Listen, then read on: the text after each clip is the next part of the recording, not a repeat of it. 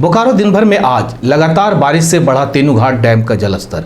खोले गए 3 सुलीस गेट, बताएंगे। सड़क दुर्घटना में 2 घायल, जानेंगे। चश्मोबाद ओझा टोला के लोग क्यों बेहाल, इसकी भी चर्चा करेंगे। नमस्कार, मैं हिमांशु हाजिर हूं बोकारो दिन भर लेकर। बोकारो की अन्य खबरों की चर्चा करेंगे, साथ ही मौसम का मिजाज भी जानेंगे। कोरोना के आंकड़े पर भी नजर होगी और भी बहुत कुछ। लेकिन पहले देश और दुनिया का हाल। भारत में पिछले 24 घंटे में कोरोना के 67,208 नए मामले सामने आए। वहीं 2,330 लोगों की मौत हो गई। 31 जुलाई तक सीबीएसई 12वीं के नतीजे घोषित किए जाएंगे। 10वीं और 11वीं के मार्क्स को 30% वेटेज और 12वीं कक्षा में परफॉर्मेंस को 40% वेटेज दिया जाएगा। नेपाल में बाढ़ से तबाही, 7 लोगों की मौत। 5 साल बाद फिर अंतरिक्ष में चीन की उड़ान। स्पेस शटल में रवाना हुई चीनी अंतरिक्ष यात्री।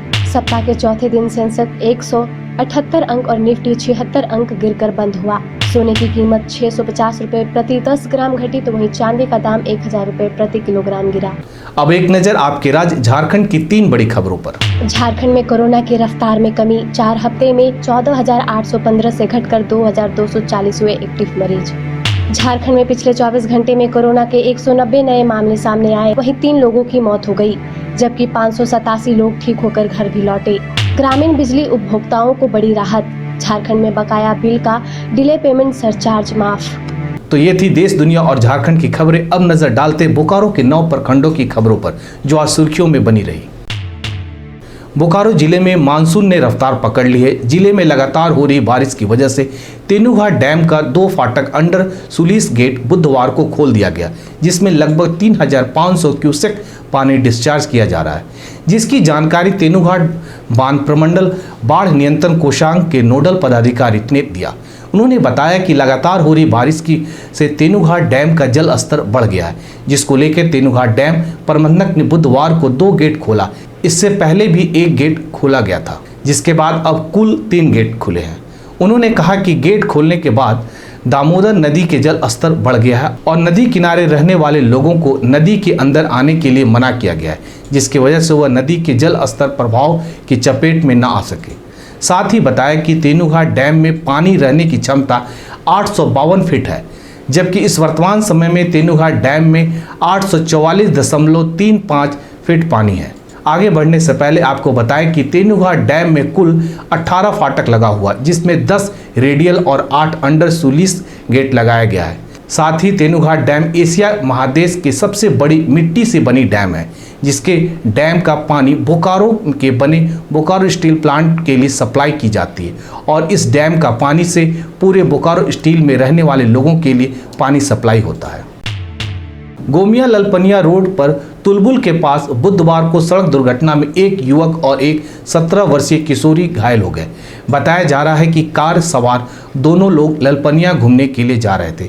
इसी दौरान ललपनिया पहाड़ी के पास से विपरीत दिशा से आ रही एक गाड़ी के चालक ने उन्हें चकमा दिया, जिसके कारण उनकी कार असंतुलित होकर पेड़ से टकरा गई। टक्कर इतना जोरदार था कि गाड़ी के आगे का हिस्सा पर खच्चे उड़ गए, जिसमें कार सवार दोनों गंभीर रूप से घायल हो गए। मौके पर पहुंची गोमिया पुलिस ने उन्हें सामुदायिक स्वास्थ्य केंद्र में इलाज के लिए भर्ती कराया, जहां किशोरी की हालत गंभीर होने के कारण किशोरी को बीजीएच रेफर किया गया। वहीं क्षतिग्रस्त गाड़ी को थाना ले जाकर जमा किया गया। यार ये स्कॉर्पियो गाड़ी चकमा देने के कारण, इंडिका गाड़ी का संतुलन खो जाने के कारण गाछ में टकरा गई, जिससे एक लड़की एक लड़का घायल हो गया, जिसको स्थानीय ग्रामीणों की सहायता से इलाज हेतु सामुदायिक स्वास्थ्य केंद्र भेजा गया, जहां उस लड़की की स्थिति गंभीर होने के कारण बीजीएच रेफर कर दिया गया। लड़का भी फिलहाल ठीक है।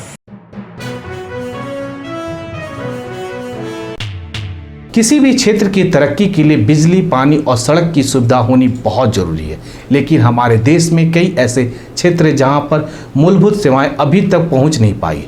इसको समझने और जानने के लिए आज हमारे संवाददाता ने बोकारो स्थित चश्मोबाद ओझा टोला का दौरा किया।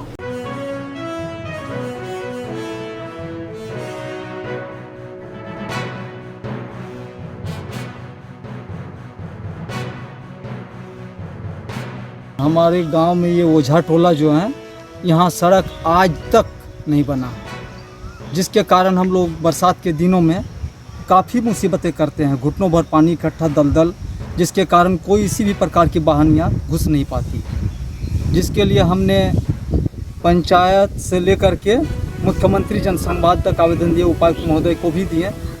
ये सोलर जो बना है सर, सरकार ने हम लोगों को पानी की सुविधा के लिए दिया है, ये भी 2-3 महीना से बंद है, जिसकी सुविधा हम लोगों को नहीं मिल रही है।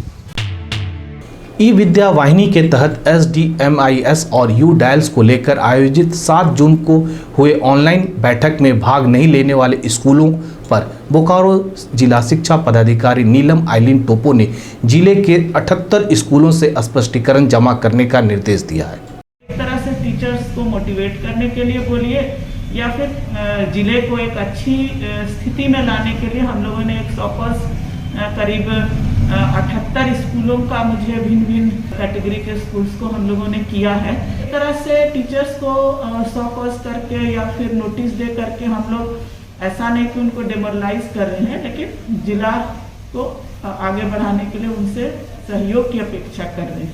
तो यही मुख्य वजह है।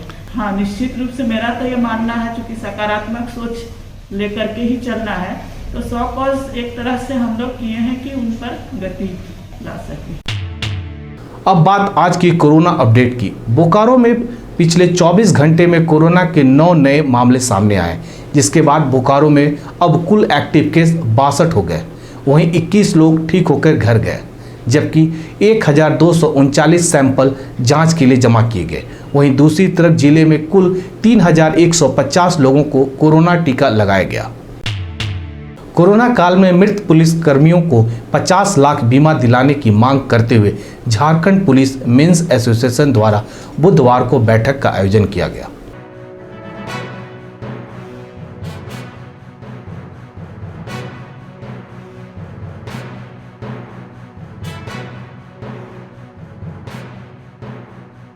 बोकारो पुलिसकर्मी और पुलिसकर्मियों की समस्या को देखते हुए हम लोग आज बैठक कर रहे हैं। IRB 2 के अध्यक्ष और सभी शाखा पदाधिकारी, जैप 4 के सभी शाखा पदाधिकारी, बोकारो जिला के सभी झारखंड पुलिस मेंस के शाखा पदाधिकारी जुटे हैं। हम लोग केंद्रीय पदाधिकारी आए हैं आज। एक्चुअली क्या है कि हम लोग 50 लाख रुपये का कोरोना वॉरियर के रूप में इंश्योरेंस का मांग सरकार से पिछले 1 साल से कर रहे हैं। पुलिस मुख्यालय के द्वारा पत्र भी दिया गया। पुलिसकर्मियों को उसका लाभ नहीं मिला।